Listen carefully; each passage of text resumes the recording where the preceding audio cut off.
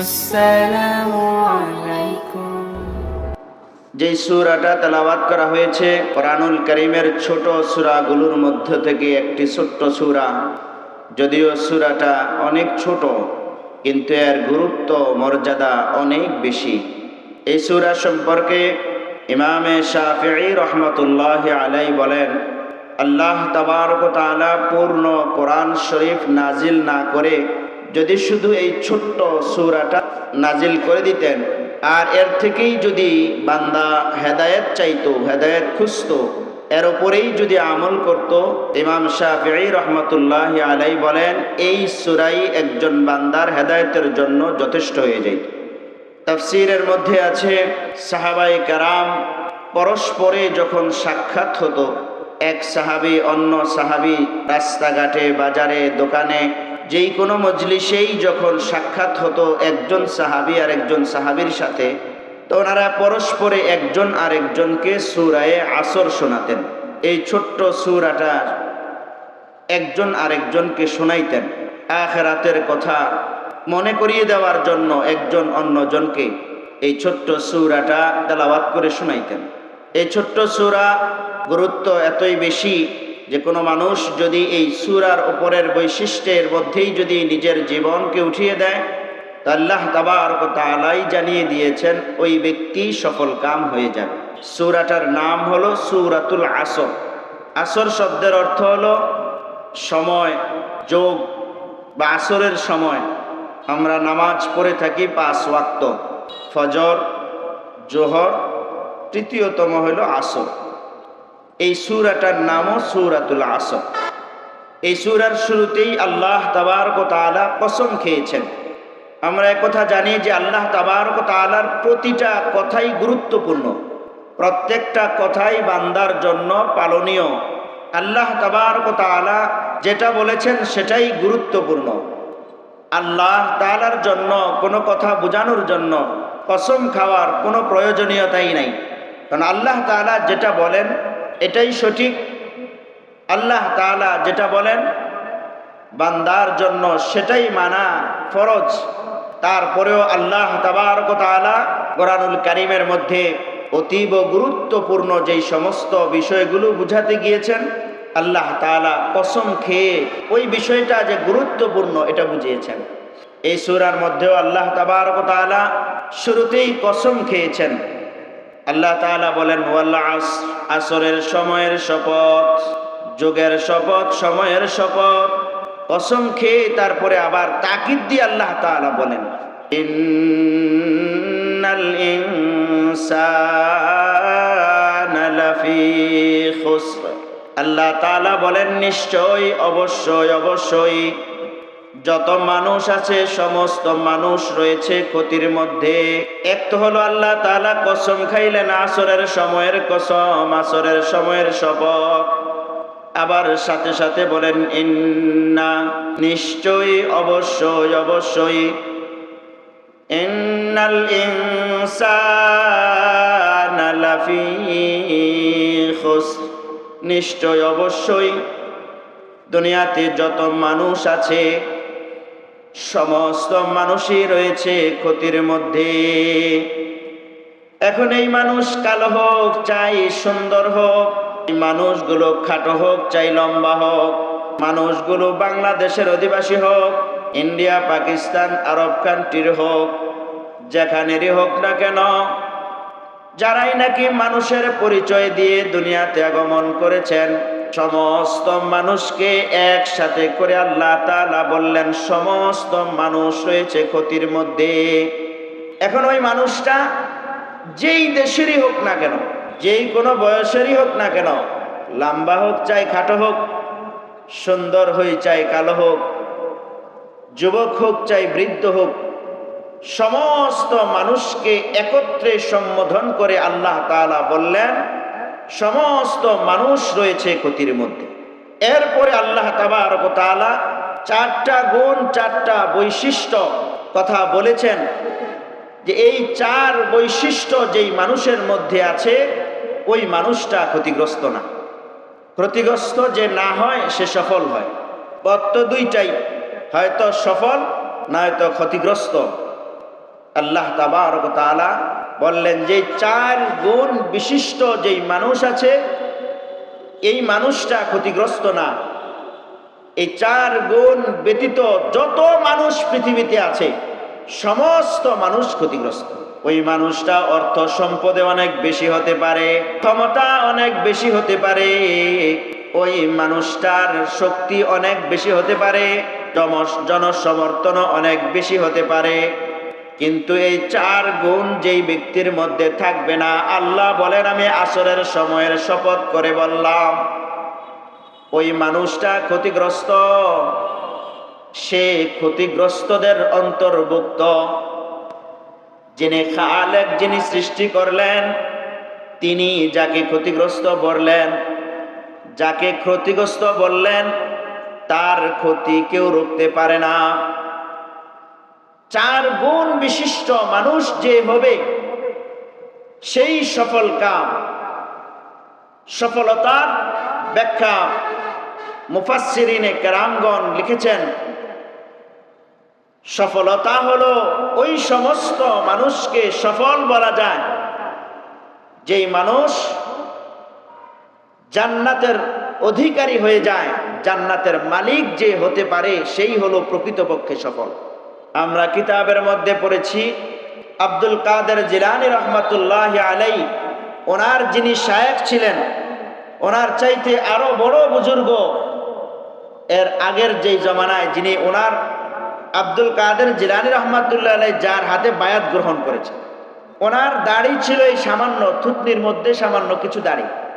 বখাটে যুবক সে ওই বুজুর্গকে একটা প্রশ্ন করলো, হযরত আপনার মুখে যেমন সামান্য কিছু দাড়ি, দেখেন আমার ছাগলের মুখেও এমন কিছু দাড়ি আছে। নাউজুবিল্লাহ বলেন।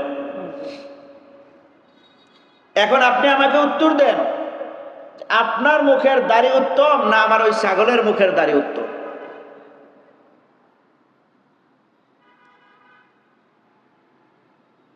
আল্লাহর ওলি কিছুক্ষণ চোখ থেকে চোখের পানিগুলো জার জার করে ছেড়ে দিলেন।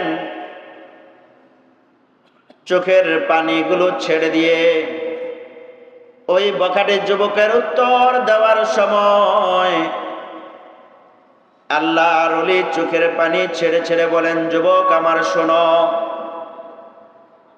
আমার মুখের দাড়িগুলো উত্তম না তোমার ওই চতুষ্পদ জন্তু ছাগলের মুখের দাড়িগুলো উত্তম? এই প্রশ্নের জবাব আমি এখন সঠিকভাবে দিতে পারবো না, তবে এতটুকু আমি বলতে পারি তোমাকে, শোনো যুবক, কাল হাসরের ময়দানে আল্লাহ তাবারক ওয়া তাআলা যদি আমাকে যদি বলে যা যা তোর জীবনের সবগুলো গুনাহকে আমি মাফ করে দিলাম, তোকে মাফ করে দিয়ে আজকে জান্নাতের ফয়সালা তোর নামে করে দিলাম, যদি আল্লাহ তাআলা এমন একটা ঘোষণা আমার জন্য দেয়, তাহলে যুবক তুমি জেনে রাখো তোমার ছাগল কেন, এরকম কোটি কোটি চতুষ্পদ জন্তু কেন, শুধু এরকম চতুষ্পদ জন্তু ছাড়া আশরাফুল মাখলুকাতের মধ্যেও কোটি কোটি আশরাফুল মাখলুকাতের চেয়ে ফেরেশতাদের চাইতেও আমি আমার মুখের এই দাড়িগুলো উত্তম হয়ে যাবে।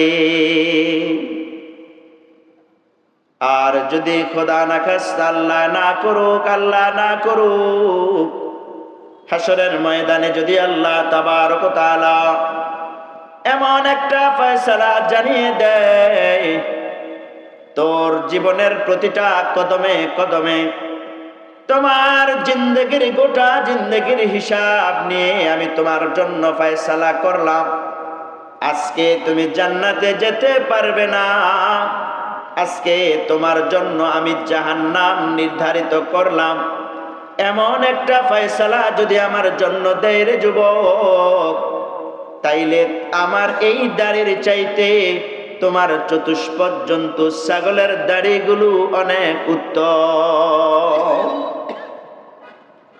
এক একজন মানুষের জীবনে সফলতা, ক্ষতি হওয়া, সফল হওয়া, এটা বোঝা যাবে হলো ওই ব্যক্তিকে যদি আল্লাহ তাআলা জান্নাত দান করেন, তার জীবনের গুনাহ যদি আল্লাহ মাফ করে দেন, সফল আর বিফল বোঝার একমাত্র সর্বোচ্চ সফল হলো ওই ব্যক্তি যার ব্যাপারে জান্নাতের ফয়সালা হয়ে যায়।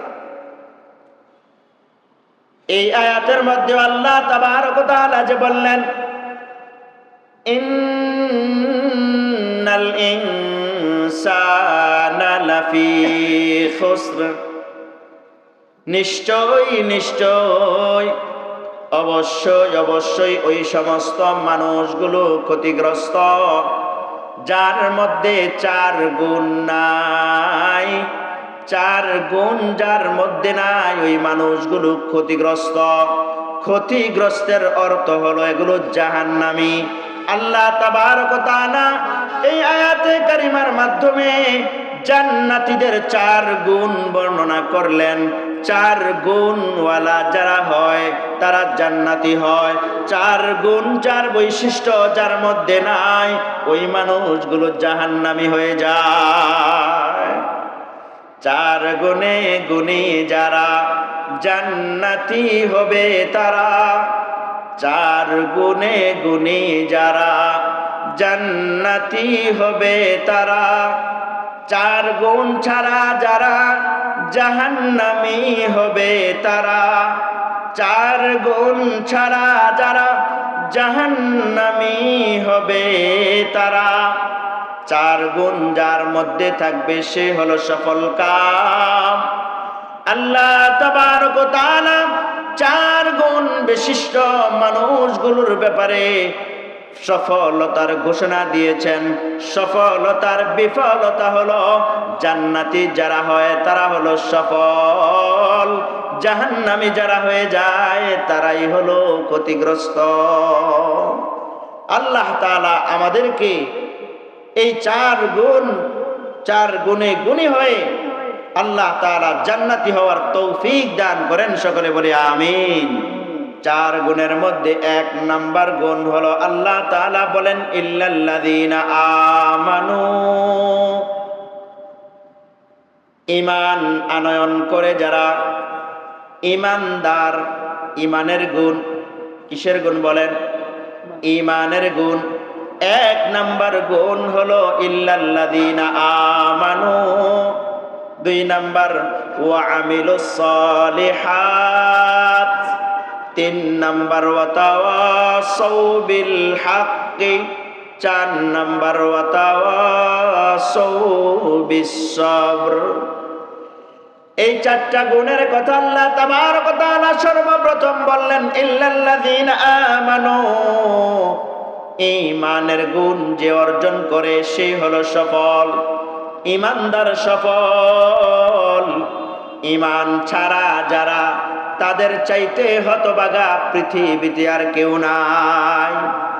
ঈমান যার আছে, অর্থ সম্পদ ক্ষমতা সব কিছু যদি হারিয়েও যায়, যে ঈমান পেয়ে যায়, যে আল্লাহকে পেয়ে যায়, সে সব কিছু পেয়ে যায়। আমাদের দেশের, বাংলাদেশের সবচাইতে বড় একজন বুজুর্গ ব্যক্তি ছিলেন এক জমানায়, শামসুল হক ফরিদপুরি রহমাতুল্লাহি আলাইহি। তিনি বলেন, তুমি দুনিয়ার সব কিছু পেয়েছ কিন্তু আল্লাহকে পাওনি, তবে তুমি কিছুই পাওনি। আর যদি তুমি দুনিয়ার কিছুই পাওনি কিন্তু আল্লাহকে পেয়েছ, তাইলে তুমি সফল, তুমি সব পেয়ে গিয়েছ। ঈমান 1 নাম্বার বৈশিষ্ট্য হলো ঈমানের বৈশিষ্ট্য। ঈমান সম্পর্কে আমরা সংক্ষিপ্তভাবে কিছু কথা শুনব। ঈমান কাকে বলে? ঈমান শব্দের আবিধানিক অর্থ হলো বিশ্বাস করা। কি করা বলেন? বিশ্বাস করা। ঈমানের শাব্দিক অর্থ বিশ্বাস করা। পারিভাষিক অর্থ আমাদের কালিমার মধ্যেই আছে। কিসের মধ্যে? কালিমার মধ্যে। লা ইলাহা ইল্লাল্লাহ মুহাম্মাদুর মুহাম্মাদুর রাসূলুল্লাহ। আল্লাহ ছাড়া কোনো মাবুদ নাই, মুহাম্মাদুর রাসূলুল্লাহ সাল্লাল্লাহু আলাইহি ওয়াসাল্লাম তিনি আল্লাহ তাআলার রাসূল। এ কথা বলা জবান দিয়ে কালিমায়ে শাহাদাত পড়া, আশহাদু আল্লা ইলাহা ইল্লাল্লাহ ওয়া আশহাদু আন্না মুহাম্মাদান আবদুহু ওয়া রাসূলুহু। একথার সাক্ষ্য দেওয়া আল্লাহ ছাড়া কোনো মাবুদ নাই, এবং আমি আরো সাক্ষ্য দিতেছি যে আল্লাহ তাআলার রাসূল মুহাম্মাদুর রাসূলুল্লাহ সাল্লাল্লাহু আলাইহি ওয়াসাল্লাম আল্লাহ তাআলার বান্দা ও রাসূল। ঈমানে মুফাসসাল, পূর্ণ ঈমান। ঈমানে মুফাসসাল ছোটবেলায় যখন আমরা মক্তবে যাইতাম, মক্তবে গিয়ে আমরা ছোটবেলায় শিখেছি ঈমানে মুফাসসাল, ঠিক কিনা বলেন? কিন্তু এখন আমাদের মক্তবগুলো বন্ধ প্রায়। সকালবেলা মক্তবের ভিতরে বাচ্চাকে না দিয়ে এনজিওদের ওই সমস্ত শিক্ষা প্রতিষ্ঠানগুলো একটা সময় আমাদের দেশে মাথা চাড়া দিয়ে উঠেছিল কিনা বলেন? সকাল 7টা থেকে ফজরের পরে পরে ক্লাস, তাহলে ফজরের পরে আমাদের ছেলেরা সকালবেলা বুকে কোরআন নিয়ে, যে দেশের সন্তানেরা মক্তবে যায় কোরআন বুকে গিয়েছিল কিনা? আমাদের সন্তানেরা ফজরের পরেই কোরআন বুকে নিয়ে মক্তবের ভিতরে যাইতো। কিন্তু আমাদের দেশে মাঝখান দিয়ে কিছু কেজি বেজি এই সমস্ত স্কুলগুলো এসে আমাদের সন্তানদেরকে কোরআন শিক্ষা থেকে পৃথক করে দিয়েছিল, ঠিক কিনা বলেন? এনজিও নামে সে খেকশিয়ালরা এলো 200 বছর আগে যাদের দাদা এসেছিল। এনজিও নামে সে খেকশিয়ালরা এলো 200 বছর আগে যাদের দাদা এসেছিল। হাঁস মুরগি নয়, ওরা খায় যে দেশের মাথা। হাঁস মুরগি নয়, ওরা খায় যে দেশের মাথা। সহ শিক্ষার নামে কয় মিষ্টি মধুর কথা। এনজিও নামে সে খেকশিয়ালরা এলো 200 বছর আগে যাদের দাদা এসেছিল। এনজিও নামে সে খেকশিয়ালরা এলো 200 বছর আগে যাদের দাদা এসেছিল, ঠিক কিনা? 200 বছর আগে যাদের দাদারা, ব্রিটিশ বাবুরা এই দেশের মধ্যে এসে ব্যবসার নাম দিয়ে আমাদের দেশে শাসনের নামে শোষণ যখন শুরু করেছিল, আমাদের দেশের সাধারণ সমস্ত মানুষ ঐক্যবদ্ধ হয়ে ব্রিটিশদেরকে এই দেশ থেকে তাড়িয়েছিলেন। তাদের বাপ দাদাদেরকে তাড়ানোর পরে নতুন করে আবার আমাদের দেশে এনজিও নাম দিয়ে, সেবার নাম দিয়ে আমাদের দেশের ভিতরে প্রতিষ্ঠান করে করে আমাদের দেশের মাথার মগজগুলো খাওয়ার জন্য চেষ্টা করেছিল। যেই সমস্ত মাথাগুলোর মধ্যে এনজিওদের, সেই ভারতীয়দের, পশ্চিমাদের অবস্থান যাদের মাথায় নিয়েছিল, তাদেরকেও 2024-এর আগস্টে বাংলার জনগণ এদেশ থেকে বিতাড়িত করে দিয়েছে। তাইলে মক্তবের ভিতরে আমরা শিখেছি ঈমানে মুফাসসাল।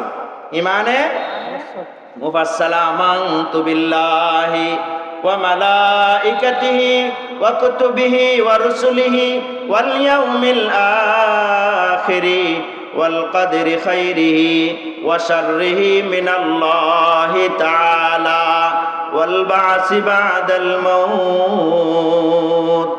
আল্লাহ তাআলাকে কোনদিন দেখি নাই, না দেখে আল্লাহর উপরে ঈমান আনা। আমি ঈমান আনিলাম আল্লাহ তাআলার উপর, তার ফেরেশতাগণের উপর, তার রাসূলগণের উপর, তার কিতাব সমূহের উপর, পরকালের বিশ্বাসের উপর, কবর জগতের উপর, হাসরের ময়দানের উপর, জান্নাত জাহান্নামের উপর। এই সবগুলো বিষয়ের উপরে ঈমান আনা। দেখি আর না দেখি, আল্লাহকে না দেখেই বিশ্বাস করার নাম হলো ঈমান। অন্য হাদিসে আল্লাহ রাসূল সাল্লাল্লাহু আলাইহি ওয়াসাল্লাম হাদিসে পাকের মধ্যে ইরশাদ করেন, সাহাবায়ে কেরাম জিজ্ঞাসা করেছিলেন, ইয়া রাসূলুল্লাহ, ইয়া হাবিবাল্লাহ, ওগো আল্লাহর হাবিব, সর্বপ্রথম শর্ত হলো ঈমানের শর্ত। ঈমান এটা কাকে বলে? ঈমান সম্পর্কে আমাদেরকে জানান। আল্লাহর হাবিব বলেন, আল ঈমানু বাইনাল খাউফি ওয়ার রিদা।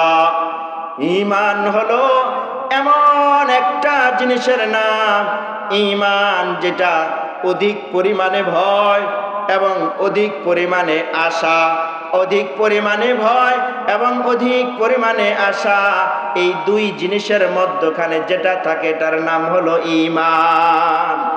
এটার নাম কি? অধিক পরিমাণে ভয় থাকা, অধিক পরিমাণে আশাও থাকা, এর মধ্যখানে যেটা থাকে এটার নাম কি? ঈমান। আমি আপনাদেরকে একটা কথা শোনাই। খলিফাতুল মুসলিমিন হযরতে ওমরে ফারুক রাদিয়াল্লাহু তাআলা আনহু, ওমর রাদিয়াল্লাহু তাআলা আনহু বলেন যে হাশরের ময়দানে আদম আলাইহিস সালাতু ওয়াস সালাম থেকে নিয়ে আদম আলাইহিস সালাতু ওয়াস সালাম থেকে নিয়ে কিয়ামত পর্যন্ত তামাম পৃথিবীর মধ্যে যত মানব দানব দুনিয়াতে আগমন করেছে, সমস্ত মানব আর দানবকে হাশরের ময়দানে আল্লাহ তাআলা উঠাবেন। সবগুলো মানুষকে একত্রিত করে, সমস্ত জিন্নাতদেরকে একত্রিত করে যদি আল্লাহ তাআলা একটা ঘোষণা দেন যে আজকে হাশরের ময়দানে যত মানুষ উপস্থিত আছে, সমস্ত মানুষ আজকে জান্নাতে যাবে, তবে শুধু একজন মানুষ আছে যেই মানুষটা আজকে জাহান্নামে যাবে। খলিফাতুল মুসলিমিন হযরত ওমর ফারুক রাদিয়াল্লাহু তাআলা আনহু অর্ধ জাহান যিনি শাসন করেছিলেন, যার ব্যাপারে আল্লাহর হাবিব সাল্লাল্লাহু আলাইহি ওয়াসাল্লাম বলেছিলেন, লাউ কানা বাদি নাবিয়ান লাকানা ওমর, আমার পরে যদি কেউ নবী হয়ে দুনিয়াতে আগমন করত তাহলে সেটা ওমর হইতো। যাকে দুনিয়ার মধ্যে আল্লাহর হাবিব জান্নাতের সার্টিফিকেট দিয়ে দিয়েছিলেন, যে ওমর, এর ব্যাপারে রাসূল বলেছেন, ওমর তুমি যদি এই রাস্তা দিয়া যাও তাইলে শয়তানও তোমাকে এত বেশি পরিমাণে ভয় পায় রে ওমর, ওই রাস্তা থেকে অন্য রাস্তায় শয়তান চলে যায়, তোমার সামনে দিয়া যায় না। দুনিয়াতে থাইকা জান্নাতের সার্টিফিকেট পেয়েছেন, আল্লাহর রাসূলের একান্ত ব্যক্তি হওয়ার পরেও কোরআনুল কারীমের বহু আয়াতে কারিমা ওমরের চাহিদা মতন নাজিল হয়েছে। এমন একজন ব্যক্তিত্ব হওয়ার পরেও ওমর বলে, আল্লাহ যদি হাশরের ময়দানে এমন কোন ঘোষণা দেন যে আজকে হাশরের মাঠে যারা উপস্থিত আছে সমস্ত মানুষগুলো আজকে জান্নাতে যাবে, তবে শুধু একজন মানুষ আছে যে নাকি জাহান্নামে যাবে। খলিফাতুল মুসলিমিন ওমর রাদিয়াল্লাহু তাআলা আনহু বলেন যে আমি ওমরের ভয় হয় ওই মানুষটা আমি ওমর হইয়া যাই কিনা। কি পরিমাণে ভয়! আচ্ছা বলেন, ওমর রাদিয়াল্লাহু তাআলা আনহুর যদি এই পরিমাণ ভয় থাকে, আমার আপনার কি পরিমাণ ভয় হওয়া দরকার? জান্নাতের সার্টিফিকেট পাওয়ার পরেও যদি এই পরিমাণ ভয় হয়, রাসূলের কাছে থেকে ঈমান এনেছেন তাও যদি এমন ভয় হয়, তাহলে আমাদের যাদের জীবনে গুনাহের কোনো সীমানা নাই, আমাদের কি পরিমাণ ভয় করা দরকার? ভয়টা যেই পরিমাণ, আবার আশাটাও সেই পরিমাণ। আশাটাও কি সেই পরিমাণ। ওমর রাদিয়াল্লাহু তাআলা আনহু বলেন, হাসরের ময়দানে যদি আল্লাহ তাআলা এমন একটা ঘোষণা দেন যে আজকে হাসরের মাঠের মধ্যে যত মানুষ উপস্থিত আছে সমস্ত মানুষ আর জিন্নাতেরা জাহান্নামে যাবে, শুধুমাত্র একজন মানুষ আজকে জান্নাতে যাবে। ওমর রাদিয়াল্লাহু তাআলা আনহু বলেন, আমি ওমর আশা করতে পারি ওই মানুষটা আমি ওমরই জান্নাতি হব। যেই পরিমাণ ভয় আছে সেই পরিমাণ আবার কিও আছে, আশাও আছে। যেই পরিমাণ ভয় সেই পরিমাণ আশা, এটার নাম হলো ঈমান। বিশ্ব বিখ্যাত বর্তমান সময়ে সারা পৃথিবীর সবচেয়ে বড় আলেম যিনি, পাকিস্তানের জাস্টিস আল্লামা মুফতি তাকি উসমানী দামাত বরকাতুহু, শত শত বই যিনি লিখছেন, কিতাব লিখেছেন, কোরআনের তাফসীর লিখেছেন, সারা পৃথিবী তিনি তিনবার ভ্রমণ করেছেন। পাকিস্তানের বিচারপতি ছিলেন, মুফতি আজম ছিলেন। তিনি বলেন, আমি ঈমানের যত সংজ্ঞা পড়েছি তার মধ্যে সবচাইতে গুরুত্বপূর্ণ ঈমানের সংজ্ঞা যেটা আমার কাছে মনে হয়েছে সেটা হলো ईमान मानने का नाम है, जानने का नाम नहीं है। তিনি বলেন ঈমান হলো জানার নাম, শুধু জানার নাম ঈমান না, ঈমান হলো মানার নাম। ঈমান হলো কিসের নাম? মানার নাম। শুধু জানার নাম কি না? ঈমান। শুধু জানার নাম ঈমান না। শুধু জানলেই যদি ঈমানদার হতো তাহলে মিস্টার ইবলিস শয়তান সে বড় ঈমানদার হয়ে যাইতো, ঠিক কিনা? জানতে জানতে জানতে জানতে জানতে জানতে ফেরেশতাদের সর্দার পর্যন্ত হয়ে গেছিলেন। কিন্তু ফেরেশতাদের সর্দার হওয়ার পরেও আল্লাহ তাআলা যখন হুকুম করলেন আমার বান্দা আদমকে সেজদা করো, তো একটা হুকুম আদম আলাইহিস সালামকে সেজদা করা, যে হুকুম আল্লাহ তাআলা দিয়েছেন ওই হুকুমটা সে সেদিন মানে নাই।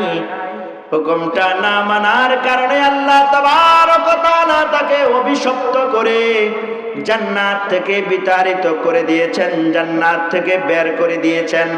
তাহলে শুধু জানার নাম ঈমান নয়, জানার সাথে সাথে মানার নাম হলো ঈমান। যদি শুধু জানার নাম ঈমান হতো, যাকে আমরা আবু জাহেল হিসেবে চিনি, তার কিন্তু মূল নাম ছিল আবুল হেকাম, জ্ঞানীর পিতা। আসল নাম কি ছিল? জ্ঞানীর পিতা। কিন্তু যখন নাকি আল্লাহর রাসূল দাওয়াত দিলেন মূর্তি পূজা ছেড়ে দাও, আগুনের পূজা, পাথরের পূজা ছেড়ে দাও, এক আল্লাহর ইবাদত আর বন্দেগী করো, আল্লাহ তাআলার পক্ষ থেকে আল্লাহ আমাকে নবী হিসাবে প্রেরণ করেছেন, আল্লাহর ইবাদত করো, আল্লাহ ছাড়া কেউ নাই। লা ইলাহা ইল্লাল্লাহ, লা ইলাহা ইল্লাল্লাহ, লা ইলাহা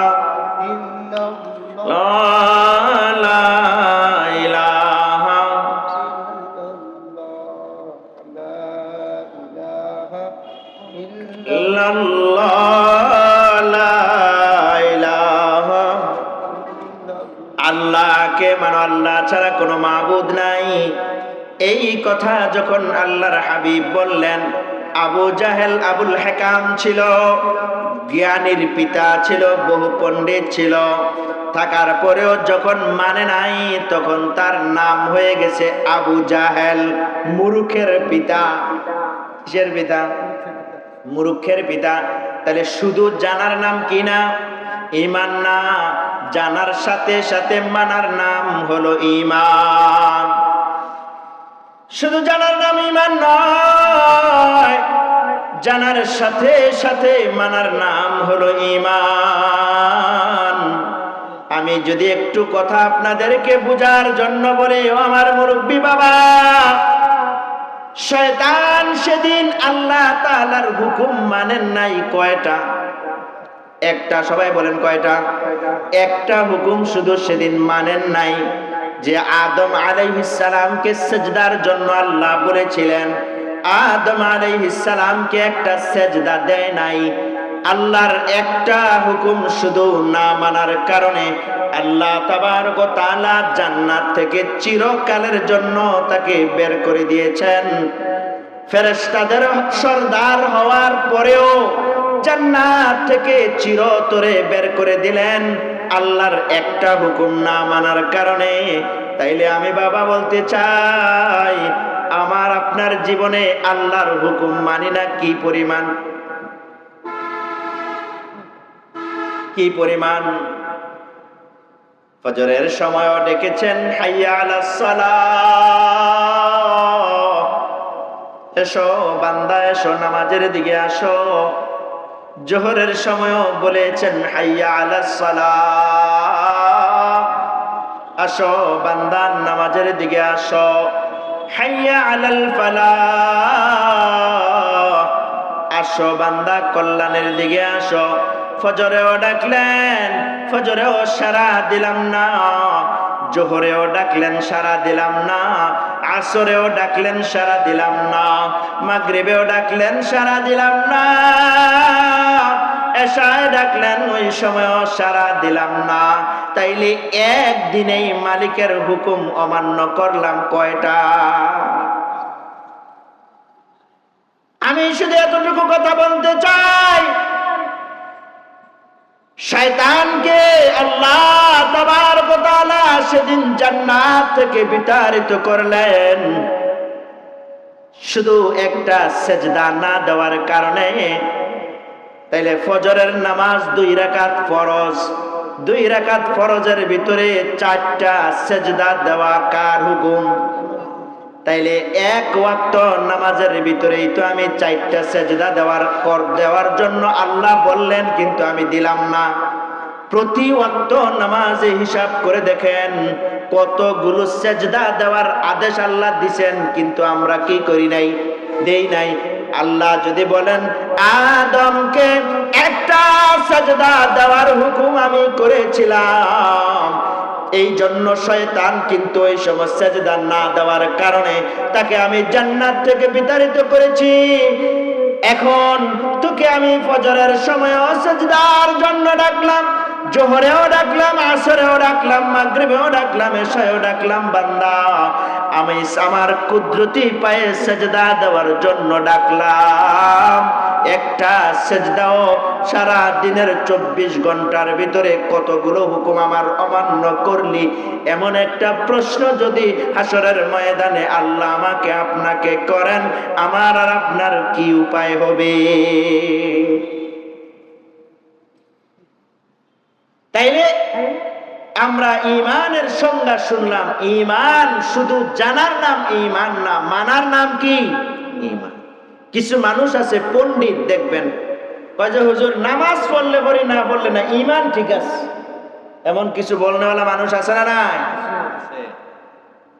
নামাজ পড়ে না কিন্তু কি আছে? ঈমান ঠিক আছে। তাহলে ঈমান কি শুধু জানার নাম না মানার নাম? তাহলে যে মানে না সে ঈমানদার হয় কেন?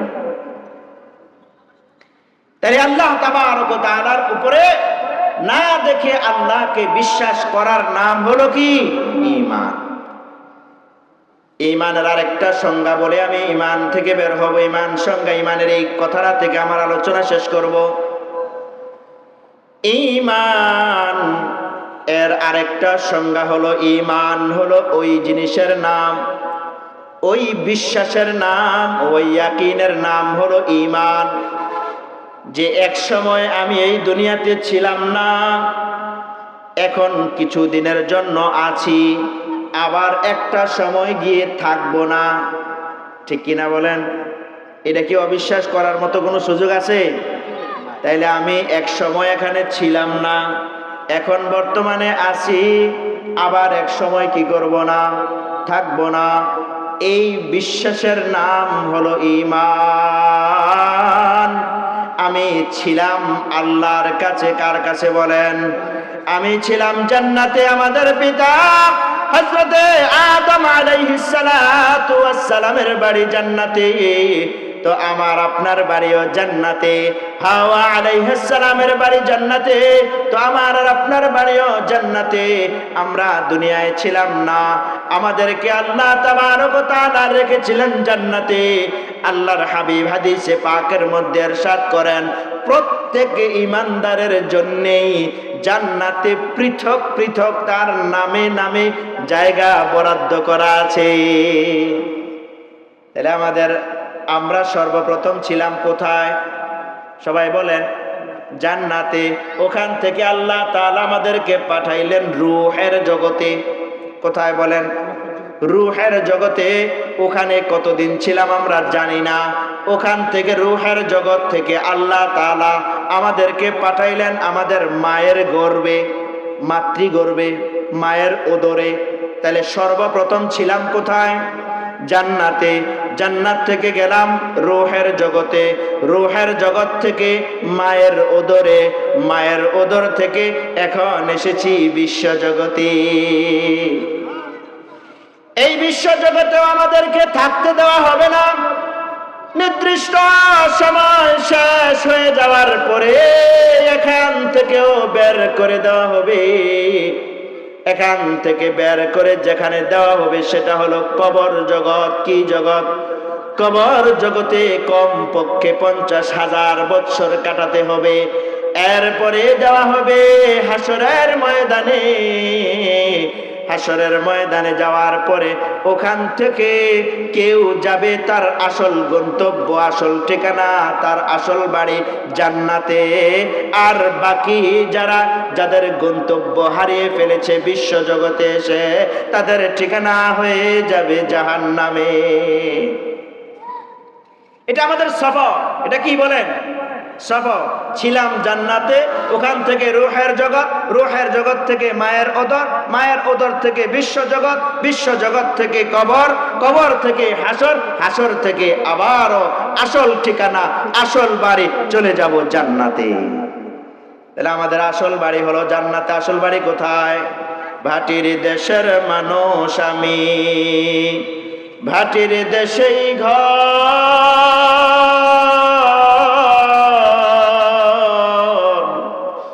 উজান দেশে কেউ নাই রে ভাই, সবাই আমার পর। কাজের জন্য আইলাম আমি উজান দেশের গাঁও,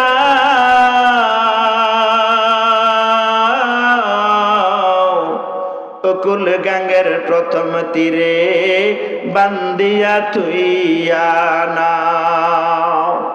আইসা দেখি এই হাটেতে আজব খেলা চলে, কাজের খবর নাই রে আমার, খেলাই গেলাম ভুলে। নায়ের মাঝি ডাক দিয়া কয়, ওরে বাটির সাও,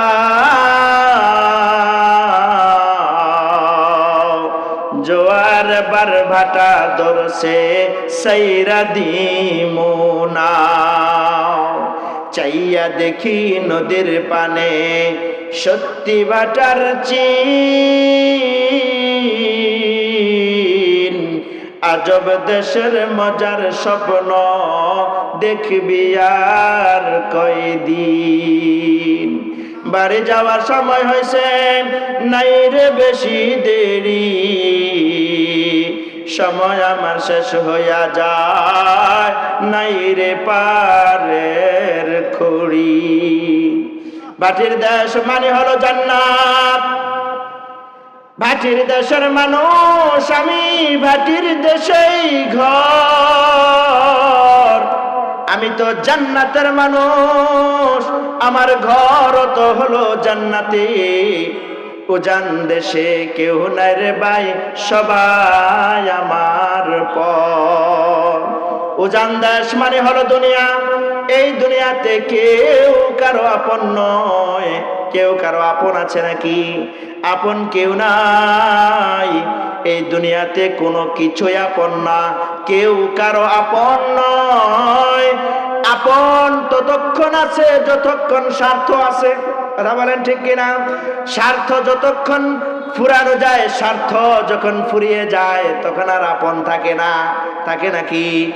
এই দুনিয়াতে স্বার্থ যতদিন আছে ততদিনই আপন। স্বার্থ ফুরিয়ে গেলে আর কেউ আপন থাকে না। আপনার পকেটে টাকা পয়সা যতদিন আছে, যতদিন মা বাবাকে কামাই করে করে যথাযথ টাকা পয়সা দিতে পারবেন, ততদিন আপনার মা আপনার বাবা আপনাকে যতটুকু ভালোবাসবে। আবার টাকা পয়সা দেওয়া বন্ধ করে দেন, অন্য ভাই যদি সামান্য দেওয়া শুরু করে, তাইলে তখন বুঝতে পারবেন বাবা মাও তখন আর আপন থাকে না। কাকে আপন বলবেন? আজকে যদি এই গভীর রজনীতেও যদি আমার আর আপনার ইন্তেকাল হয়ে যায়, এলাকার মানুষ বলবে এত রাত্র হয়ে গেছে, মাহফিলও চলতেছে এলাকায়, এখন আর দাফন কাফন কখন করব? লাশটা আজকে ঘরে রেখে দাও। স্ত্রীর কাছে গিয়া যদি বলেন, দেখেন আপনি অমুকের স্ত্রী, আজকে 40, 45, 45 বছর একসাথে সংসার করেন, দেশ বিদেশে যেখানে গিয়েছে আবার আপনার বিছানায় ফিরে এসেছে, একই কম্বলের নিচে একই লেপের নিচে একসাথে ঘুমিয়েছেন, আজকে রাত্রটাও আপনার সাথে রেখে দেন, কালকে দিনের বেলা এসে আমরা তাকে দাফন কাফন করব। বলেন এমন কোন বিবি আছে নাকি তার ঘরের মধ্যে লাশটাকে এক রাত্র রাখার জন্য রাজি হবে? আপন কে? আপন দুনিয়াতে কেউ নাই। আপন আমার আর আপনার একজন, তিনি হলেন আমার মালিক, তিনি হলেন আমার আল্লাহ। আল্লাহ ছাড়া দুনিয়াতে আপনার কেউ নাই, যিনি তার নাফরমানি করার পরেও তিনি তার রিজিক আমার জন্য বন্ধ করে দেন নাই, যিনি তার এত নাফরমানি করার পরেও তার পানি আমার জন্য বন্ধ করেন নাই, তার এত নাফরমানির পরেও যিনি আমার শ্বাস প্রশ্বাস নেওয়া অক্সিজেন আমার জন্য বন্ধ করে দেন নাই, তিনি হলেন শুধু আপন, যিনি গভীর রজনীতে রাত্রেবেলা ঘুমান, ঘুমের সুযোগ যিনি করে দেন, ঘুম থেকে আবার যিনি জাগান, যিনি সবকিছুর মালিক, তিনি হলেন একমাত্র আমার আর আপনার আপন।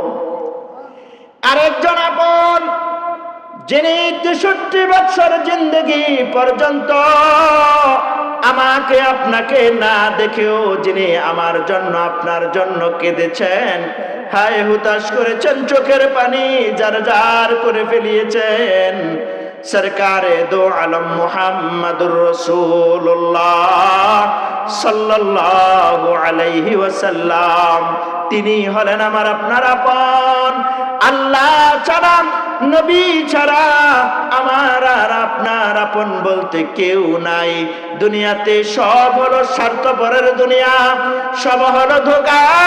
আমার শেখ মুর্শিদ মুফাক্কিরে দিন হযরতুল আল্লামা আনিসুর রহমান আশরাফি দামাত বারাকাতুহুম, তিনি সব সময় বলেন দুনিয়া ধোঁকা, দুনিয়া ধোঁকা, ঘর বাড়ি ধোঁকা, ব্যবসা বাণিজ্য ধোঁকা, এই চাকরি ধোঁকা, মা বাবা ধোঁকা, স্ত্রী সন্তান পরিবার পরিজন সব হলো ধোঁকা। স্বার্থ ফুরালেই সব আপন ছুটে যায়, ভালোবাসা বিলীন হয়ে যায়। আর স্বার্থ যতদিন থাকে ততদিনই ভালোবাসা মায়া মোহাব্বত থাকে। কথা বলেন ঠিক কিনা? আপন হলেন সরকারে দো আলম মুহাম্মাদুর রাসূলুল্লাহ সাল্লাল্লাহু আলাইহি ওয়াসাল্লাম, যিনি জন্মের আগেই বাবাকে হারিয়ে ফেলেছিলেন, আসার পরেই শিশুকালে মা জননীকে হারিয়ে ফেলেছেন। 6-7 বছর বয়সে দাদাকেও হারালেন। পরে গেলেন চাচার ঘরে থেকে, যখন ওই একদম ছোটবেলা থেকেই যিনি আল আমিন ঘোষণা পেয়েছিলেন, তায়েফের ময়দানে আমার আপনার জন্য, উম্মতের জন্য দান্দান মুবারক শহীদ হয়েছিল উহুদের প্রান্তরে। আল্লাহর রাসূল সাল্লাল্লাহু আলাইহি ওয়াসাল্লামের মাথা ফেটে হেলমেট ভিতরে ঢুকে গিয়েছিল। আল্লাহর নবীর পুরাটা শরীর পাথর মেরে মেরে ঝাঁঝরা করে ফেলেছিলেন যে উম্মতের জন্য। শুধু উম্মতি উম্মতি বলেই যেই মানুষটা, যেই লোকটা 63 বছর জিন্দগিতে শেষ করে দিয়েই শেষ নয়, কবরে শুয়ে শুয়েও যিনি উম্মতের জন্য কাঁদেন, চোখের পানি জড়ান। আমরা কিতাবের মধ্যে পড়েছি, জিবরাইল আলাইহিস সালামকে যখন আল্লাহ তাবারক ওয়া তাআলা হাসরের মাঠ কায়েম হওয়ার পরে যখন বলবেন যাও আমার হাবিবকে রওজা মুবারক থেকে উঠিয়ে নিয়ে আসো, আল্লাহর হাবিবকে যখন জিবরাইল এসে ডাক দিবেন, ইয়া রাসূলুল্লাহ, ইয়া হাবিবাল্লাহ, উঠেন উঠেন, বের হয়ে আসেন, আপনার বের হওয়ার সময় হয়েছে। আল্লাহর কসম, হাদিসের মধ্যে আমরা পড়েছি রাসূল সর্বপ্রথম চক্ষুটা খুলে উপরে এসে এভাবে চেহারা থেকে কাদা মাটি গুলো মুছতে মুছতেই জিবরাইল আলাইহিস সালামকে জিজ্ঞাসা করবেন, জিবরাইল কি হলো, হাসরের ময়দান কায়েম হয়ে গেছে নাকি? আমার গুনাহগার উম্মতরে কোথায় রাইখা আসছো? তিনি হলেন আমার আপনার আপন, তিনি ছাড়া আমার আর আপনার আপন বলতে কেউ নাই। তিনি সেদিন উঠেই বলবেন আমার উম্মত কোথায়? জিবরাইল বলবে ইয়া রাসূলুল্লাহ, ইয়া হাবিবাল্লাহ, জীবিত থাকা অবস্থায় উম্মতি উম্মতি করে জীবন শেষ করে দিলেন। কবরে শুয়ে শুয়েও এত পরিমাণে চোখের পানি ফেলেছেন গো নবী, চেহারার মধ্যে কাদা মাটি লাগা রইছে। 63 বছরের পর থেকে বুঝি কানতে কানতে কবরের ভিতরে মাটিকে কাদা করে ফেলছেন। উঠানোর পরে সর্বপ্রথম আবার উম্মতকে খুঁজেন, ওগো নবী চলেন চলেন, এখনো হাসরের ময়দান কায়েম হয় নাই, আপনাকে প্রথম জাগাইলাম, এরপরে আস্তে আস্তে সবাইকে জাগানো হবে গো নবী। তিনি হলেন আমার আপনার আপন। ভাটির দেশের মানুষ আমি, ভাটির দেশেই ঘর, উজান দেশে কেউ নাই রে ভাই, সবাই আমার পর। উজান দেশে কেউ আপন আছে নাকি? আপন বলতে কেউ নাই, সবাই আমার পর। উজান দেশে কেউ নাই রে ভাই, সবাই আমার পর। কাজের জন্য আইলাম আমি উজান দেশের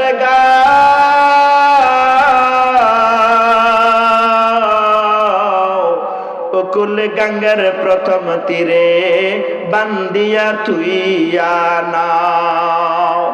এই বিশ্ব জগতের ভিতরে কাজের জন্য এসেছি, আমলের জন্য এসেছি। আইসা দেখি এই দুনিয়াতে আজব খেলা চলে। কি খেলা চলে? আজব খেলা চলে।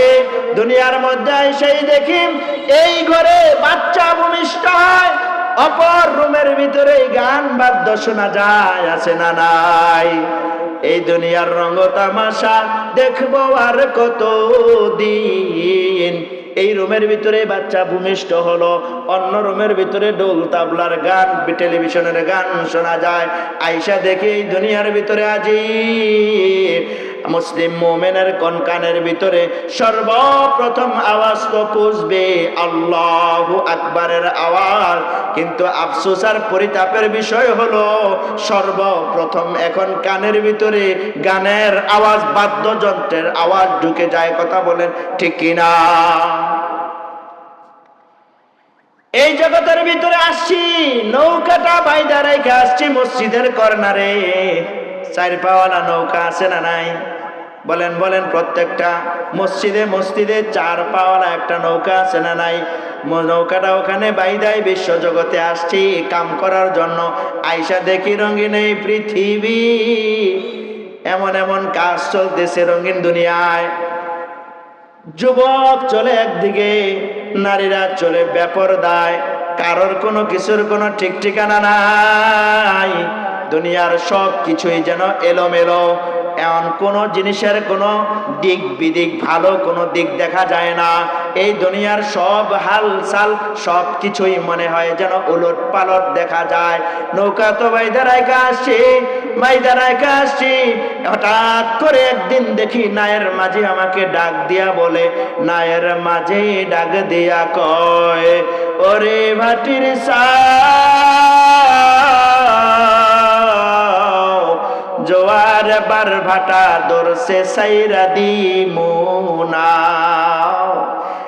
মাঝি ডাক দিয়া বলে, এই আদম সন্তান, জোয়ার তোমার হায়াত নামক নদীর ভিতরে জোয়ারে ভাটা পইরা গেছে। হায়াত নামক নদীর ভিতরে ভাটা পড়ছে। ভাটা শরীরটা তো তরতাজা ছিল, চামড়া গুলো টাইট ফিট ছিল, দাড়িগুলো কুচকুচে কালো ছিল, দাঁতগুলো মজবুত ছিল, চোখের পাওয়ারও তো ছিল কররা। সব কিছুই আমি সূক্ষ্ম জিনিসও দেখতে পেতাম। এখন দেখি আমার হায়াত নামক নদীর ভিতরে ভাটা পড়ে গেছে। তাকায়া দেখি টাইট ফিট চামড়াগুলো ঢিলা হয়ে গেছে, চোখে এখন কম কম দেখি, এখন দাঁতও পড়ে যাচ্ছে, দাঁতের মধ্যে শক্তি নাই। আমার দাড়িগুলো ছিল কচকচে কালো, এখন তাকে দেখি এগুলো হয়ে গেছে সাদা। তাইলে আমার হায়াত নামক নদীর ভিতরে ভাটা পড়ে গেছে। কথা বলেন ঠিক কিনা? নৌকার মাঝি যখন যায় তো প্যাসেঞ্জার নিয়েই কি করবে? না রাইখা যাবে? রাইখা যাবে না, নিয়েই যাবে। নায়ের মাঝি ডাক দিয়া কয়, ওরে ভাটির সা জোয়ার বার ভাটা দরছে সাইরা দিমুনা। চাইয়া দেখি নদীর পানে সত্যি বাটার চিন, আজব দেশের মজার স্বপ্ন দেখবি আর কয়দিন। বাড়ি যাওয়ার সময় হয়েছে, নাই রে বেশি দেরি, সময় আমার শেষ হইয়া যায়, নাই রে পারের খড়ি। সময় তো শেষ হয়ে গেল, কবর জগৎ মাঝখানে রয়ে গেছে, হাসরের ময়দান রয়ে গেছে। আমি কবর জগৎ কিভাবে পাড়ি দেব, হাসরের ময়দান কিভাবে পাড়ি দেব, সেই সামানা তো আমাদের কাছে নাই। আছে নাকি? কবরে গিয়ে সুখ আর শান্তিতে থাকার সামানা আমরা কতজন জোগাইছি। হাসরের ময়দানে গিয়ে আল্লাহর সামনে দাঁড়িয়ে, আল্লাহর সামনে জবাব দিয়ে, হিসাব দিয়ে, নেক আমল দেখায়া যাওয়ার মতো সামানা তো আমরা কেউ গুছাতে পারলাম না। কিন্তু সময় তো শেষ হয়ে গেছে। ঠিক কিনা বলেন? এই জন্য এই তিন কথা সব সময় যার দিলে থাকে। আমি এই দুনিয়ায় ছিলাম না, এখন কিছুদিন আছি, আবার একটা সময় আর থাকবো না। এই কথাটা বারবার বারবার সব সময়ের জন্য দিলের মধ্যে যে রাখে সে হলো ইমানদার। সে কি? আল্লাহর কাছে ছিলাম, এখন আল্লাহ পাঠাইছেন, আবার চলে যাব আল্লাহর কাছে। এই কথা যার দিলে থাকবে সে হলো কি? ইমানদার। সে হলো ইমানদার। তাইলে ইমানের মোটামুটি কয়েকটা কথা আমরা শুনলাম, ঠিক কিনা? তাইলে গুণ মোট কয়টার কথা বলছিলাম? 4 গুণ। কয়টা বলেন? 4 গুণে গুণী যারা জান্নাতি হবে তারা। কয় গুণে? কয় গুণ? জোরে বলেন কয় গুণ? চার গুণে গুণী যারা জান্নাতি হবে তারা। এর মধ্যে এক নাম্বার গুণ হলো ইল্লাল্লাযীনা আমানু, দুই নাম্বার গুণ হলো ওয়া আমিলুস সালিহাত, দ্বিতীয় নাম্বার গুণ হলো নেক আমল। কি আমল? সবাই বলেন নেক আমল। এখন নেক আমল কি আলাদা করে চিনানো লাগে? আলাদা করে চিনানো লাগে? কোনটা কোনটা নেক আমল? নেক আমল সবাই চিনি, 5 ওয়াক্ত নামাজ জামাতের সাথে পড়া। বলেন নেক আমল কি আমল? রমজান মাসে রোজা রাখা নেক আমল। রমজান মাসে রোজা রাখা নেক আমল। হজ ফরজ হলে হজ করা নেক আমল। যাকাত ফরজ হলে যাকাত দেওয়া নেক আমল। মানুষকে দেখলে সালাম দেওয়া, মুচকি হাসিতে কথা বলা, খানা পিনার ভিতরে নেক আমল, প্রস্রাব পায়খানার ভিতরে নেক আমল, ঘুমে জাগ্রত অবস্থায় নেক আমল, ব্যবসা বাণিজ্যতে নেক আমল, সমস্ত কাজের ভিতরেই নেক আমল আছে না নাই? একজন মুমিন বান্দা তো সে মুমিন, যা করবে তাই হবে নেক আমল, যা করে তাই নেক আমল, যেটা করবে তাই নেক আমল হবে। মুমিন ব্যবসা করবে তো ব্যবসাও নেক আমল, মুমিন চাকরি করবে তো চাকরিও নেক আমল হবে, মুমিন ঘুমাবে ঘুমও নেক আমল হবে, মুমিন বাথরুমে যাবে এটাও নেক আমল হবে, মুমিন স্বামী স্ত্রী মিলিত হবে এটাও নেক আমল হবে, মুমিনের প্রতিটা কাজই হবে নেক আমল, যদি শুধু সেখানে আমার রাসূলের তরিকাটা থাকে। কার তরিকা? সবাই বলেন রাসূলের তরিকা। তাইলে আমার ব্যবসায় যদি আমার রাসূলের তরিকা আমি ব্যবসা করি, ব্যবসাটা নেক আমল। কথা বুঝতেছেন কিনা? ব্যবসা যদি রাসূলের তরিকায় করি তাইলে আমার ব্যবসা কি আমল? যদি রাসূলের তরিকায় চাকরি করি, চাকরিটা রাসূলের তরিকায় যদি আমি জমি চাষাবাদ করি সেটাও আমার নেক আমল। রাসূলের তরিকায় যদি ঘুমাই সেটাও কি? রাসূলের তরিকায় যদি আমি বাথরুমে যাই, বাথরুম থেকে বাইর হই সেটাও কি? রাসূলের তরিকায় যদি স্ত্রীর সাথে মিলিত হই সেটাও কি? নেক আমল। তাইলে রাসূলের তরিকায় যদি হাঁটি এটাও নেক আমল, রাসূলের তরিকায় বসলেও নেক আমল, রাসূলের তরিকায় খাবার খাইলেও নেক আমল, রাসূলের তরিকায় কারোর সাথে কথা বললেও নেক আমল। একজন মুমিন যা করবে তাই কি বানাতে পারে? নেক আমল বানাইতে পারে। আল্লাহ তাআলা আমাদেরকে তৌফিক দান করেন, বলেন আমিন। তাহলে দ্বিতীয় নাম্বার গুণ হলো নেক আমল। কি আমল বলেন? নেক আমল। তাহলে এক নাম্বার হলো ঈমান, দুই নাম্বার হলো নেক আমল। তিন নাম্বার ওয়া তাওয়াসাউ বিল হাক্কি, হকের উপরে নিজে থাকা এবং অন্য মানুষকে নেক হকের উপরে ডাকা। নিজে হকের উপরে থাকা, অন্যকেও হকের উপরে ডাকা, এটা হলো তৃতীয় নাম্বার। কত নাম্বার গুণ? হক বুঝে চলা, হকের পক্ষে থাকা, নিজে হকের উপরে অটল অবিচল থাকা। কথা বুঝেন নাই? এটা হলো তৃতীয় গুণ। হক যেটা আমি জেনেছি এটা হকপন্থী, তো আমি হকপন্থীর পক্ষে থাকবো। আমি বুঝেছি এটা একজন হক লাইন, এটা তাহলে এই লাইনের মধ্যে আমি কি থাকবো। কোন হক বিপরীত যারা কাজ করে তাদের সাথে আমরা নাই, হকের পক্ষে সব সময় আছি, থাকবো। বলেন ইনশাআল্লাহ। আল্লাহ আমাদেরকে তৌফিক দান করেন। হক বুঝে হকের উপরে চলা, হক বুঝে হকের উপরে চলা। এখন হক বুঝবো কিভাবে? হকের ক্ষেত্রে আমি যে হকের উপরে আছি, আমারটাই যে হক, এটা বুঝার মাত্রা কিভাবে? কিভাবে বুঝবো যে আমি হকের উপরে আছি? হকের উপরে বোঝার জন্য আল্লাহর রাসূল সাল্লাল্লাহু আলাইহি ওয়াসাল্লাম দুইটা জিনিস দিয়ে গেছেন।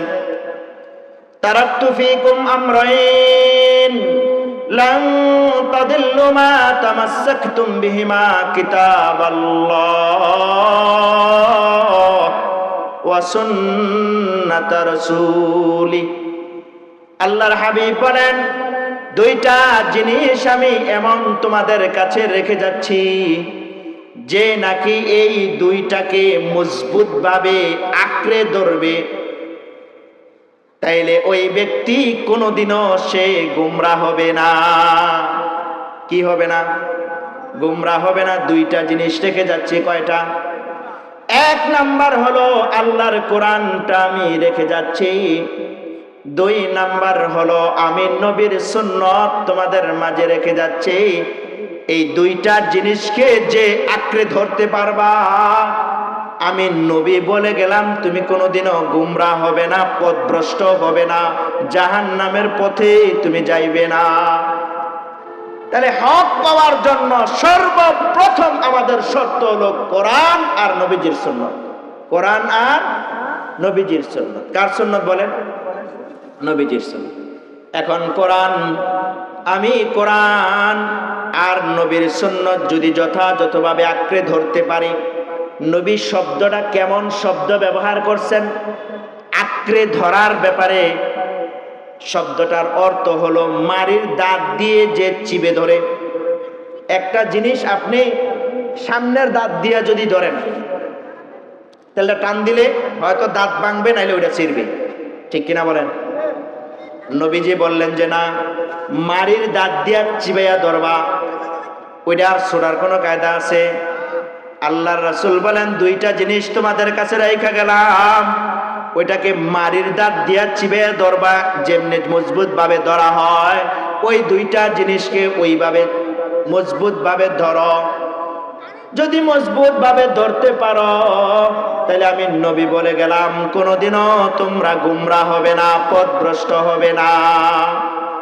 কোরআনের উপরে, সুন্নাহর উপরে আমাদেরকে এইভাবে ধরতে হবে, কোরআনকে, সুন্নাহকে। এখন আমরা যারা সাধারণ মানুষ আছি, আমরা তো কোরআন ওইভাবে বুঝতেও পারি না, সুন্নাহ ওইভাবে কি করতে পারি না, বুঝতে পারি না। আমাদের জন্য যারা কোরআন বোঝে, যিনি কোরআনের অনুযায়ী চলে, ওই মানুষের অনুসরণ আমরা যদি করতে পারি, তাইলে হয়তো আমাদের পথ ইনশাআল্লাহ গুমরাহি থেকে আমরা বেঁচে হকের উপরে থাকতে পারব। কিন্তু বর্তমান সময়ে আমাদের দেশে গান জুটি হিন্দ্রিঞ্চি, সারা জীবন টানছে গাঞ্জা, মাথার ভিতরে জট লাগা, পাগল মাতাল রাস্তায় রাস্তায় হাঁটে, এদের পিছনেও কিছু মানুষ ঘুরতে থাকে। কথা বলেন ঠিক কিনা? আরে যেই মানুষের শরীরে কাপড় রাখে না, লজ্জাস্থান ঢেকে রাখা জরুরি, এতটুকু বিবেক বুদ্ধি যার মাথায় নাই, এমন পাগলের পিছনে কাপড় পরে ঘুরে আরো কিছু পাগল। কথা বলেন ঠিক কিনা? সে বলে আবার পীর হয়, নাউজুবিল্লাহ বলেন। সে আবার পীর হয় কিভাবে? সে হাতের উপরে আছে কিভাবে? নামাজ পড়ে না, সে আবার পীর হয় কিভাবে? ফরজ অঙ্গগুলো ঢেকে রাখা, যতটুকু ফরজ এটাকে যে ঢাকে না, সে পীর হয় কিভাবে? আল্লাহর হাবিব সরকার দো আলম মুহাম্মাদুর রাসূলুল্লাহ সাল্লাল্লাহু আলাইহি ওয়াসাল্লাম, ওনার চাইতে বড় পৃথিবীতে কেউ কোনোদিন ছিল না, আর কোনোদিন আসবেও না। ঠিক কিনা বলেন? সমস্ত নবীগণের নবী, সমস্ত রাসূলগণের রাসূল, ইমামুল মুরসালিন হলেন আমাদের নবীজি। আমাদের নবীজি তিনি নামাজ পড়েছেন কি পড়েন নাই? কথা বলেন, পড়েছেন কি পড়েন নাই? নবীর পরের মর্যাদা সাহাবাই কেরাম। কে? সাহাবাই কেরাম। সাহাবাই কেরাম নামাজ পইরা না না পইরা? নামাজ পইরা সাহাবী হইছেন না না পইরা? পইরা। ওমর রাদিয়াল্লাহু তাআলা আনহু, আবু বকর রাদিয়াল্লাহু তাআলা আনহু, আশারায়ে মুবাশশারা 10 জন সাহাবী দুনিয়ায় থাইকা জান্নাতের সার্টিফিকেট পেয়েছেন। তারা কি নামাজ পইরা পেয়েছেন না না পইরা? তাইলে ওই সময় থেকে নিয়ে এখন বর্তমানে 450 বছর পরে, 1450 বছর পরে আইসা আমাদের এই বিচক্ষণ সমাজের ভিতরে যদি কোনো পীর দাবি করে, আর ওই বদমাশ জানোয়ার যদি নামাজ না পড়ে, তাইলে তাকেও যারা পীর মানবে, ও যেরকম ভণ্ড, যারা মানবে তারাও ভণ্ড। কথা বলেন ঠিক কিনা? আরে নবী যদি নামাজ পড়ে, তো তোর পীর এমন কি যে তার জন্য নামাজ নাই? আর কথা বলেন, আমার নবী যদি রমজানের রোজা রাখে, তোর পীর এমন কি পীর যে তোর পীরের জন্য কি নাই, রোজা নাই। তোর পীর এমন কি পীর, তোর পীরের জন্য পর্দা নাই। নারী পুরুষ একসাথে যেই পীর দেখে, নারীদের সামনাসামনি দেখে, নারীদের পর্দা করা যেমন ফরজ, পুরুষের জন্য পর্দা তেমন ফরজ না, শুধু নারীর জন্য ফরজ। আরে কথা বলেন। তাইলে ওই পীর কেমন পীর? যেই পীর মহিলাদেরকে সামনাসামনি নিয়ে কথা বলে, ওই পীর কেমন পীর? আমার নবী ওনার স্ত্রীদের ব্যাপারে কোরআনের আয়াত নাজিল হয়ে সারা পৃথিবীর সমস্ত নারীদেরকে আল্লাহ তাআলা বিধান চালু করে দিলেন, পর্দার বিধান করলেন। যেই পীর নিজে পর্দা করে না, ওই পীর পীর নয়, ওটা হলো টাটকা একটা শয়তান। কথা বলেন ঠিক কিনা? সে হলো ভণ্ড প্রতারক। এই সমস্ত ভণ্ড পথে, নাহক পথে যাওয়া থেকে নিজেও বিরত থাকা, অন্য মানুষকেও বিরত রাখা। কয় নাম্বার গুণ গেল? 3 নাম্বার। নিজে হকের উপরে থাকা, অন্য মানুষকেও হকের উপরে ডাকা, যে ভাই তুমিও হকের পক্ষে আসো। নবীজি যেখানে পর্দা করছেন, তোমার পীর এমন কি যে পর্দা লাগে না? তাই লইল হয়তো হিজলা, আর নয়তো কিচ্ছু নাই। কথা বুঝেন নাই? হয়তো হিজলা নাইলে এত কিচ্ছু নাই, নাহলে নারীর সামনেতে যায় কেমনি? কথা বুঝেন নাই? এই জন্য হক, হকের উপরে নিজেও থাকা, অন্য মানুষকেও হকের উপরে ডাকা। কয় নাম্বার হলো? 3 নাম্বার। 4 নাম্বার হলো ওয়াতাওয়াসাউ বিস-সবর। 4 নাম্বার বৈশিষ্ট্য হলো যে ঈমান আনয়ন করবা, নেক আমল করবা। 3 নাম্বার হকের উপরে থাকবা, হকের উপরে মানুষকে ডাকবা। হকের উপরে থাকা, হকের উপরে মানুষকে ডাকা, এই যেই 3 বৈশিষ্ট্য যদি তুমি অর্জন করো, তুমি খাঁটি ইমানদার হইলে, তুমি নেক আমল করনেওয়ালা হইলে, হকের উপরে চলনেওয়ালা হলে, তোমার উপরে দেখবা চতুর্দিক থেকে জুলুম আর নির্যাতন শুরু হবে। কথা বলেন ঠিক কিনা? আরে কথা বলেন ঠিক কিনা? আরে ইমানের উপরে যদি মজবুত থাকে, ইমানদার, যার ভিতরে আল্লাহর প্রতি, নবীর প্রতি, আসমানি কিতাবের প্রতি, ফেরেশতাদের প্রতি, জান্নাত জাহান্নাম আখিরাতের প্রতি ঈমান আছে, এবং যে নাকি সব সময় নেক আমল করে, এই নেক আমলকারীদের উপরে আক্রমণ আছে না নাই? দেখবেন যেই মানুষটা দাড়ি রাখে নাই, কি রাখে নাই? ধরেন একটা যুবক ছেলে এতদিন কি রাখে নাই? দাড়ি রাখে নাই। এখন তাবলিগে গেছে, অথবা কোনো আল্লাহওয়ালা ব্যক্তির সাথে সাক্ষাৎ হয়েছে, কোনো না কোনো মাধ্যমে সে বুঝছে না দাড়ি তো কাটা ঠিক না, দাড়ি রেখে দেওয়া কি ওয়াজিব, এটা উচিত। তো এটা বুঝা এখন আইসা দাড়ি রাখছে। কি করছে? দাড়ি রেখে দিস। অথচ এদের বাপেও কি রাখে নাই? এখনো আছে না? না, এমন ছেলে দাড়ি রাখছে, বাপে এখনো কি রাখে নাই? দাড়ি রাখে। এখন যখন দাড়ি টাড়ি রাইখা এত ঘরে গেছে, দেখবেন আর মায়ও কইব, ফুট ঠিক এইটা কি তা করছো? কথা বলেন ঠিক কিনা? মা বলবে, মা মা আরে এইটা করছো, তোর বাহে ওনা দাঁড়িয়ে রাখছে, তুই ফুলাইন মানুষ কি দাঁড়িয়ে রেখে বলেছ? বলবে কি বলবে না? বলবে কি বলবে না? তাইলে দেখবেন সে যখন কলেজে যাবে, কলেজের সমবয়সী বন্ধুরা দাড়ি ধরে টান দিবে, কিরে মৌলবি হয়ে গেছ নাকি? টুপিটা মাথায় দিয়েছে, নবীর সুন্নাত মাথায় টুপি দেওয়া। যখন সে কলেজ আর ভার্সিটির মধ্যে যদি একটা টুপি মাথায় দেয়া যায়, দেখবেন কত রকমের টিটকারি তাকে মারবে। ওই যে দেখো জঙ্গি আসছে, জঙ্গি। ওই যে দেখো মৌলবি হয়ে গেছে আমগো দোস্ত। ওই যে দেখো সে দাঁড়িয়ে রেখে দিছে। এরকম বলবে কি বলবে না? নেক আমল ঠিকভাবে শুরু করে দেখে, নিজের মা বাপ পর্যন্ত সামনে বাধা হইয়া দাঁড়ায়। তাইলে আল্লাহ তাআলা বললেন, বান্দা শোনো, আমি তোমাদেরকে যেই গুণগুলোর কথা বললাম, সর্বপ্রথমে বললাম ঈমান আনার কথা, এরপরে বললাম নেক আমল করার কথা, এরপরে যখন বললাম তুমি হকের উপরে থাকো, এই 3টা বৈশিষ্ট্য যখন তুমি গ্রহণ করবা, তখন তোমার উপরে জুলুম আসবে, নির্যাতন আসবে। ওই সময় যদি একটা গুণ তুমি অর্জন করতে পারো, সেই গুণটা যদি অর্জন করতে পারো, তাইলে আমি মালিক বলে দিলাম তুমি স্বয়ং সম্পূর্ণ পরিপূর্ণ, তোমার জন্যেই আমি জান্নাত তৈরি করে রেখে দিয়েছি। সেটা হলো ওয়াতাওয়াসাউ বিস-সবর, ধৈর্য ধারণ করবা। দাড়ি ধরে বহু টানবে, কিন্তু দাড়ি ফালাই দেওয়া যাবে না। টুপিতে ধৈরা টানবে, টুপি ছেড়ে দেওয়া যাবে না। বেগানা নারী তোমার সামনে আসবে, কিন্তু নারীর দিকে তাকানো যাবে না। গুনাহের পরিবেশ তোমার সামনে আসবে, গুনার দিকে যাওয়া যাবে না। ধৈর্য ধরতে হবে।